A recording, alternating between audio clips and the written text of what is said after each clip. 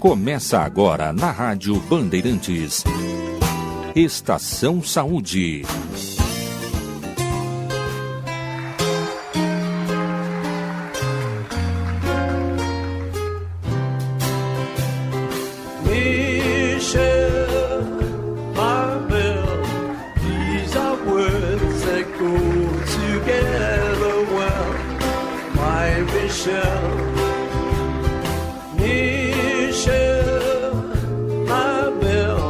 Olá, muito bom dia, ouvintes da Rádio Band AM 640 FM 94.9. Eu sou Claudione Costa e estamos começando a Estação Saúde deste sábado, 10 de novembro de 2018, ao som de Paul McCartney com Michel, um clássico dos Beatles, e na técnica o Guilherme Lima.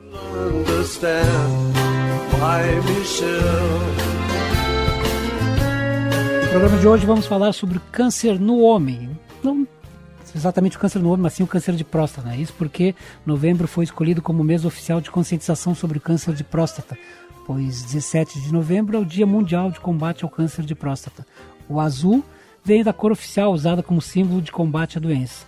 Surgiu assim o Novembro Azul, movimento que prioriza ações de conscientização sobre a neoplasia, mais conhecida como tumor que pode ser benigno ou maligno. Para isso estamos recebendo o Dr. Nazariano Pereira Fernandes, diretor da Uropoa, a Clínica do Homem.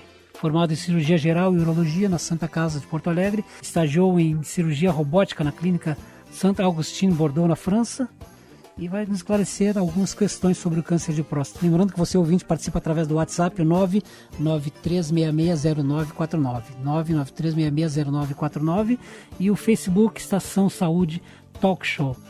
Dr. Nazariano, bom dia, bem-vindo à Estação Saúde. Bom dia, Claudionei, bom dia, ouvintes do Estação Saúde, bom dia aos meus amigos e familiares e conhecidos e pacientes que estão na escuta. A primeira questão é, o que é e qual a função da próstata? A próstata é uma glândula que produz cerca de 70% do líquido seminal, certo? Então é muito importante na fertilidade e na manutenção do espermatozoide. E ela se situa embaixo da bexiga e circunda a uretra logo na saída da bexiga. Por isso é tão fácil ao exame via retal, via o toque retal.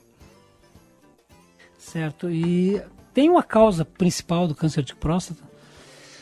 Na verdade, não há, a gente não pode dizer que é uma causa específica, por exemplo, como no câncer de bexiga, no câncer do trato urinário, onde o cigarro é um fator etiológico importante. Mas a gente tem três grandes associações, que é o próprio envelhecimento. A gente sabe que aos 50 anos, 30% dos homens já têm lesão histológica, se a gente retirar a próstata para análise, né? Então, e aos 70 anos, cerca de 60-70% já tem uma lesão. Mas isso, não se assuste, não significa que todas essas lesões vão se manifestar e vão evoluir como uma neoplasia, né? Porque o que é a característica de uma neoplasia maligna? É o crescimento desordenado das células, é a invasão local e é o envio dessas células à distância, que é o que leva à morte, né? Então, assim, mas muitos pacientes vão morrer do próprio envelhecimento com o câncer de próstata. Então, assim, não é uma coisa assustadora, mas o envelhecimento é o grande fator, né? A gente sabe que pessoas afrodescendentes têm uma maior incidência e, além disso, tem uma incidência de lesões mais agressivas, né? E a gente tem existe um estudo muito importante, muito interessante, que estudou japoneses que migraram do Japão para os Estados Unidos, e o Japão tem uma incidência muito baixa. E esses japoneses que foram viver o lifestyle americano, quase que equipararam a incidência. Então isso se atribui bastante a essa dieta hipercalórica, essa vida estressante ocidental. Certo? Esses, então, seriam os três grandes fatores, e a história familiar é importante. Isso que eu, né? A história familiar... A genética... Exato, a genética é importante. A gente sabe que quem tem um familiar de primeiro grau, pai, irmão, tem 2 vezes o aumento na incidência, né? Uma pergunta que vem do João Carlos aqui através do WhatsApp. o 993-660949. Ele pergunta se o câncer de próstata pode se espalhar para outros órgãos. Pode. Primeiramente, eu gostaria de falar sobre o Novembro Azul. O Novembro Azul surgiu de 2 amigos australianos que notaram que perderam um amigo muito cedo pelo câncer de próstata. Mas eles chegaram à seguinte conclusão: os homens morrem mais cedo que as mulheres. E eles chegaram à conclusão que isso é porque as mulheres vão mais ao médico do que o homem. Então fizeram uma campanha inicialmente, deixando o bigode crescer, e isso tomou corpo e até uma dimensão mundial.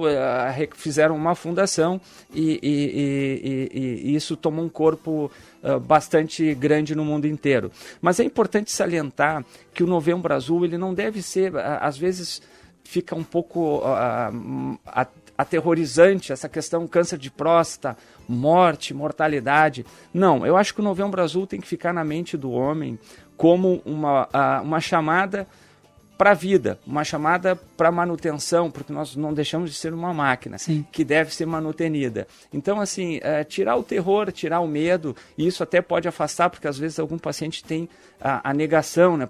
Ele sente um sintoma que muito provavelmente seja pelo crescimento da próstata, depois a gente pode falar nisso, mas ele tem um medo enorme e ele se bloqueia e não vai ao médico por causa disso. Então, assim, o Novembro Azul é uma chamada boa, uma chamada alegre, uma chamada para a vida, uma chamada para manutenção, para dar uma parada, né, na atividade diária. A gente trabalha 365 dias por ano, tem que tirar um dia para fazer uma manutenção da máquina, né?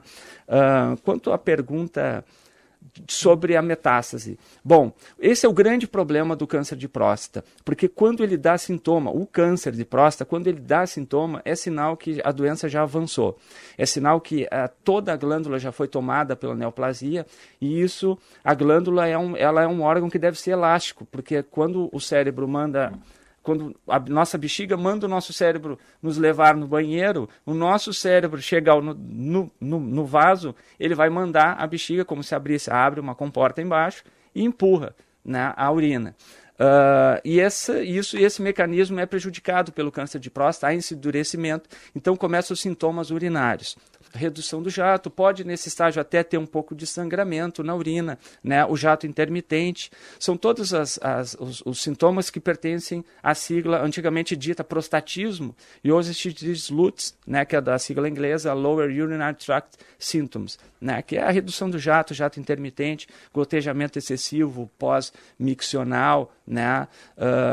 São sintomas urinários bastante irritantes e levam o paciente ao médico, mas isso levam-se quase 10 anos de tumor para que isso aconteça. E geralmente nesse estágio podem aparecer os outros sintomas, que são que basicamente é a dor óssea por metástases, por envio dessas células via sistema linfático, via até hemático, que deposita essas células nos ossos e causam fraturas, e a própria dor óssea que é importante, né? Mas isso é sinal de doença avançada.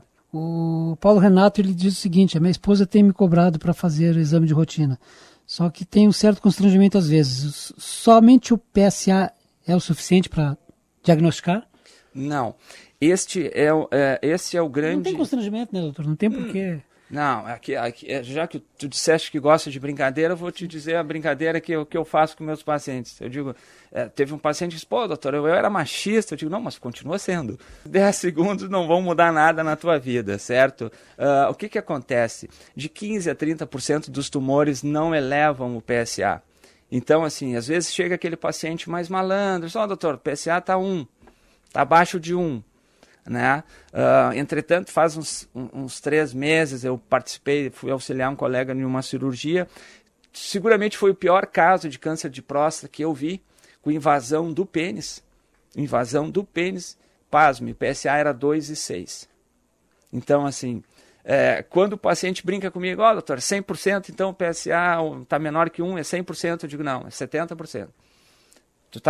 Tu estás me perguntando a tua garantia, eu estou te dando 70%. Sem o toque, eu não consigo te dizer com a acurácia, né, que já não é das maiores, né, porque às vezes a gente pode deixar passar um nódulo, ou a lesão não se configurou em nódulo, né, uma lesão de características malignas, mas o toque é fundamental, certo? Sim. Outra coisa, eu estava vendo alguns números, o câncer de próstata é o segundo mais comum entre os homens no Brasil e o sexto tipo mais comum no mundo, representando cerca de 10% do total de cânceres. A taxa de incidência é cerca de 6 vezes maior nos países desenvolvidos em comparação aos países em desenvolvimento. 2 questões para o doutor. Primeiro, esse 10% é um número alto e essa comparação entre países, teria um porquê dos países desenvolvidos ter maior número? Bom, há um detalhe importante. Quando a gente fala entre Japão e Estados Unidos, nós falamos em sistemas de saúde que registram bem os seus casos, né? Então a gente tem essa diferença de incidência por genética, mas a gente tem, assim como a dieta do Mediterrâneo faz muito bem ao coração, né? E a gente sabe que a dieta americana não é muito amistosa para as coronárias, né? A gente sabe que há um ambiente, há um fator ambiental, certo? Há um fator genético e há um fator ambiental, sim. Mas com a relação ao terceiro mundo, o que há é o déficit de registros de casos. Caso esse do Brasil, o segundo mais comum entre os homens. É que o homem realmente ele relaxa com relação a isso, os números. Na verdade, o que aconteceu, por exemplo, quando o PSA surgiu em 1990, houve uma redução de cerca de 50% da mortalidade nos Estados Unidos. Dos anos 90 até 2013. Então, assim, o screening, ele reduz mortalidade. Realmente, ele reduz mortalidade. Mas eu costumo fazer uma comparação com os pacientes, né, aproximando o linguajar do paciente. Dentro da doença câncer de próstata, nós temos aqui em Porto Alegre o São José, com todo o respeito ao São José, o Zequinha, nós temos a dupla Grenal e nós temos na Europa a dupla Real Madrid. Sim. São todos clubes profissionais de futebol, são todos clubes catalogados, registrados. Nós temos dentro do câncer de próstata quase que a mesma variação. Nós temos tumores que vão conviver com o paciente vai morrer com o câncer de próstata e não vai morrer de. Então, o screening, ele vai acabar pegando todos os casos. E esse é o grande dilema nesse momento. Porque se a gente fizer um screening em massa, nós vamos detectar muitos casos que não incomodariam o paciente, não reduziriam a sua vida. E toda essa discussão se dá porque qualquer tratamento para o câncer de próstata não deixa de ser um tratamento mutilante, tanto a radioterapia quanto a cirurgia. E isso se dá devido à proximidade da glândula com o esfíncter urinário, que promove a continência urinária, e os nervos e os vasos que promovem a ereção peniana. Então, assim, qualquer tratamento está relacionado com a incontinência urinária, tem uma taxa de incontinência urinária e tem uma taxa de impotência. Então, são as grandes discussões que envolvem essa necessidade ou não de fazer e a efetividade ou não de fazer o screening, o screening é a procura em massa, né, das lesões. Nós vamos a um breve intervalo, já tenho uma questão aqui de ouvintes para volta, para me responder sobre hormônios femininos para tratar câncer de próstata. Vamos ao breve intervalo da Estação Saúde. Estamos conversando com o Dr. Nazareno Pereira Fernandes, diretor da Uropoa Clínica do Homem. Já voltamos.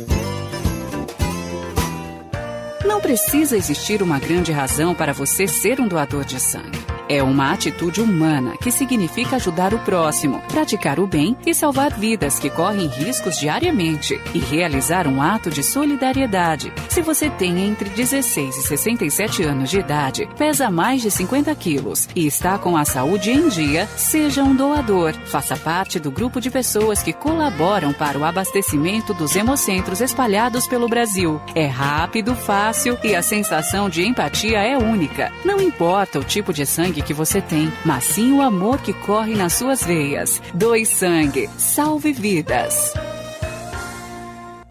Você quer anunciar em rádio, TV, jornal ou mídias digitais? Venha falar com a Conconexão. Nós temos a proposta certa para o seu negócio, pequeno, médio ou grande. Com planejamento adequado, sua empresa é mais efetiva. E com ideias diferenciadas, sua propaganda é mais surpreendente. Ligue 51-3384-4000 ou acesse conconexão.com.br. Conconexão Comunicação e Marketing, a sua parceira de negócios. 3384-4000.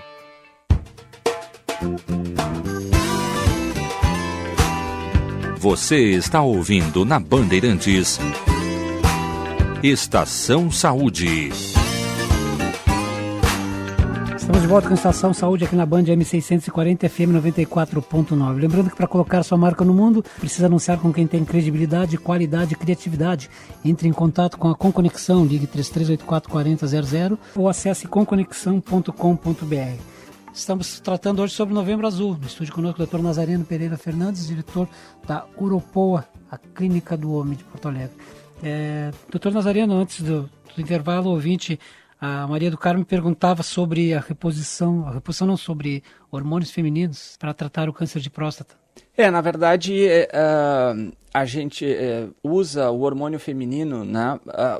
O PSA, depois da cirurgia ou depois do tratamento radioterápico, a gente monitora a recidiva da doença com o PSA.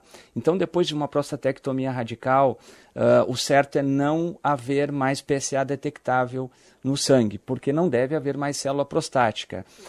Uma vez recidivando a doença, ou por metástase óssea ou linfonodal, a gente, depois da cirurgia, tem a opção de tentar resgatar essas células, de eliminar essas células com a radioterapia, certo?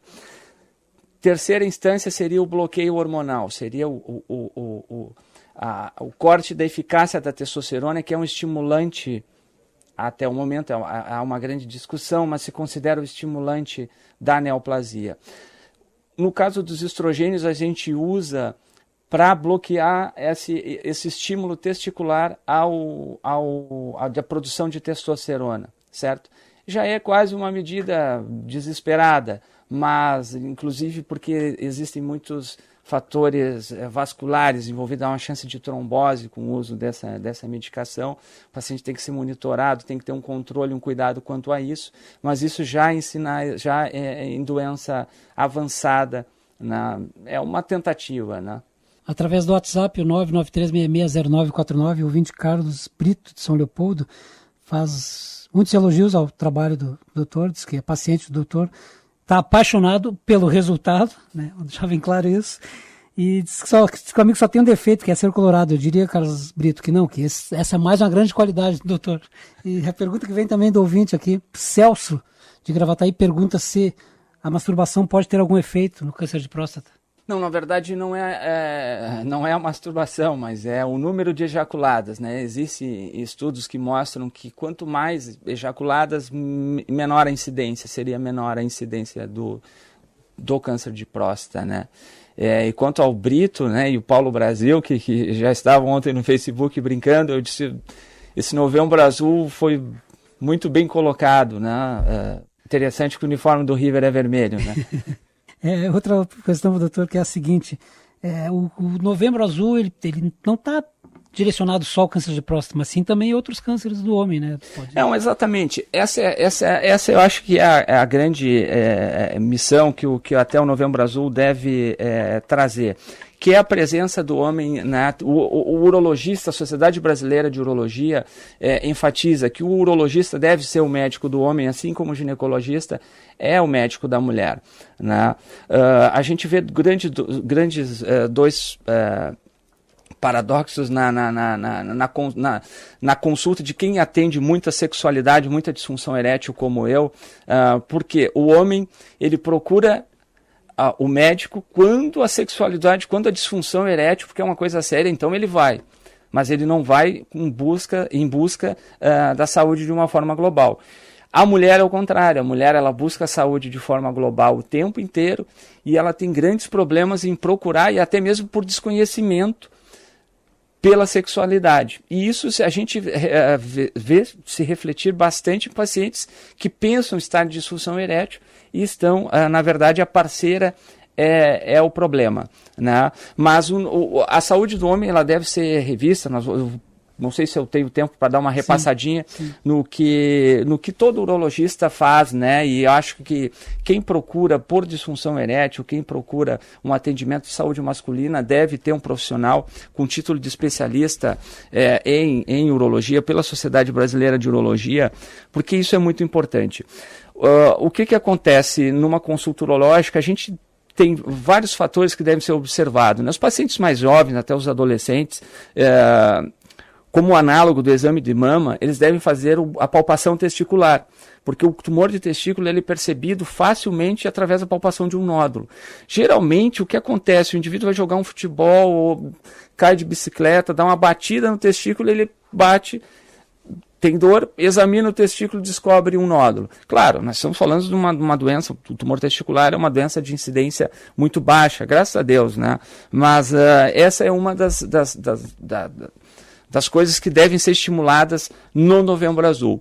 Existe outro tópico que é o hipogonadismo, que é a baixa da testosterona, que seria o análogo da menopausa no homem. Nós não temos uma menopausa, nós não temos, por exemplo, como o último óvulo que acaba e o hormônio da mulher despenca, trazendo sintomas rapidamente. Nós temos muitas vezes o surgimento de sintomas paulatinamente, que é aquele cansaço, a perda de força muscular, alteração do sono, perda de libido, perda do desejo sexual e até a dificuldade de ereção. Além disso, os baixos níveis de testosterona estão associados às doenças cardiovasculares. Então, é muito importante essa avaliação. Quanto à disfunção erétil, né, a partir dos 50 anos, 45 anos, muitos homens começam a sofrer de disfunção erétil, né, e a gente vê que isso traz bastante incômodo e bastante redução da qualidade de vida do homem. E nisso, a grande maioria hoje já perdeu o medo e perdeu o receio e a vergonha e se queixa naturalmente, né? Mas é importante que isso seja compreendido até pela própria parceira, porque o mecanismo de ereção ele é um mecanismo complexo, envolve múltiplos fatores, né, psicológicos, hormonais e orgânicos. Então, isso exige um atendimento integral, um atendimento por médico especializado nessa área. Então é importante que fique essa mensagem do Novembro Azul pela busca da saúde, né? Não com aquela coisa da mortalidade, aquela coisa que todo mundo já está ressabiado, né? A gente vê tanta violência. Exato. Então, assim, eu acho que essa é a grande missão do Novembro Azul. Doutor Nazareno, obrigado pela participação na Estação Saúde. Eu agradeço a oportunidade, coloco a Uropo à disposição dos pacientes na busca do atendimento global da saúde masculina. Esse foi a Estação Saúde desse sábado, tratando do Novembro Azul. Recebemos o Dr. Nazareno Pereira Fernandes, diretor da Uropo Clínica do Homem. Vem na sequência o Dr. Sérgio Jankowski falando mais sobre saúde do homem. Esse é bom também. E Colorado também. Colorado, gente boa. Voltamos no próximo sábado, até lá, com a graça de Deus.